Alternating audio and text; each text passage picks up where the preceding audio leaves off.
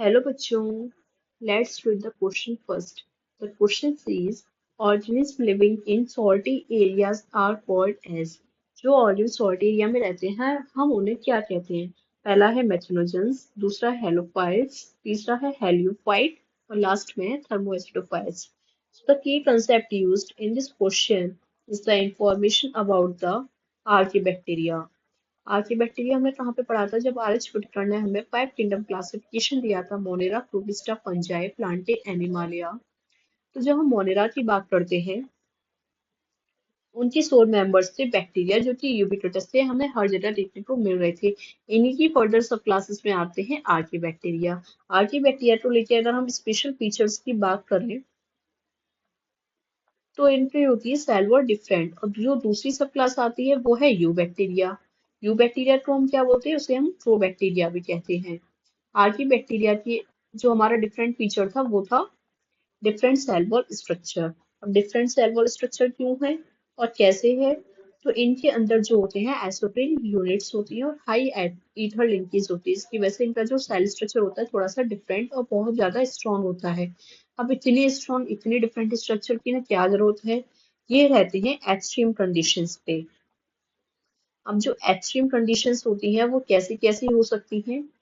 जैसे कि सबसे पहला आता है हेलोफाइल्स. हेलोफाइल्स वो होते हैं जो कि बहुत ही सॉल्टी एरिया में रहते हैं, सॉल्टी एरिया. दूसरा आता है थर्मोएसिडोफाइल्स. थर्मोएसिडोफाइल्स वो होते हैं जो हॉट स्प्रिंग्स में रहते हैं.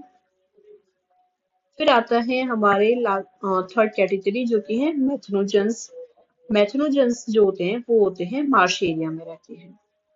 मार्श एरिया में जैसे डंक ऑफ र्यूमिनेंट एनिमल्स में थे ना, वैसे ही. हेलोफाइल्स क्या हो गया? Salty area. थर्मोएसिडोफाइल्स हुए हॉट स्प्रिंग्स. और मेथनोजेंस हमने देखे थे डंक ऑफ र्यूमिनेंट एनिमल्स में थे जो कि प्रोडक्शन करवा रहे थे बायोगैस का. अब हम एक और फर्दर कैटेगरी पढ़ते हैं जो इस क्वेश्चन में ऑप्शन में गिवन है, वो है हेलियोफाइट्स. हेलियोफाइट्स क्या होते हैं? हेलियोफाइट्स जो बेसिकली होते हैं उन्हें हम सन लविंग प्लांट्स कहते हैं. सन लविंग से हमारा क्या मतलब है? क्योंकि इन्हें बहुत ज्यादा high light of intensity sunlight चाहिए होती है अपने आप को. सनलाइट लविंग प्लांट्स होते हैं अपने आप को ग्रो करवाने के लिए. ग्रो कैसे? अब इनमें स्पेशल फीचर कैसे होता है, वो कैसे अपने आप को सस्टेन कर पाते हैं? क्योंकि इनकी जो लीव्स होती हैं वो थिक और वैक्सी होती हैं और इनका एफिशिएंट फोटोसिंथेटिक सिस्टम होता है जो इन्हें बहुत ज्यादा हाई इंटेंसिटी लाइट होने के बाद भी ग्रो करवाने में मदद करता है. तो ये हो जाते हैं हमारे सन लविंग प्लांट्स. अब हम अपने क्वेश्चन पे आते हैं कि जो सॉल्टी एरिया में उन्हें हम क्या कहते हैं? मेथनोजेंस. नहीं, मेथनोजेंस तो नहीं होता है, वो तो मार्शी एरिया में रहते हैं. डंक ऑफ र्यूमिनेंट एनिमल्स में मीथेन गैस प्रोड्यूस करवा रहे हैं. हेलियोफाइट्स जी हाँ सॉल्ट एरिया में यही रहते हैं. हेलियोफाइट्स के सन लविंग प्लांट्स हैं जो कि बहुत highlight of intensity sunlight require करते हैं.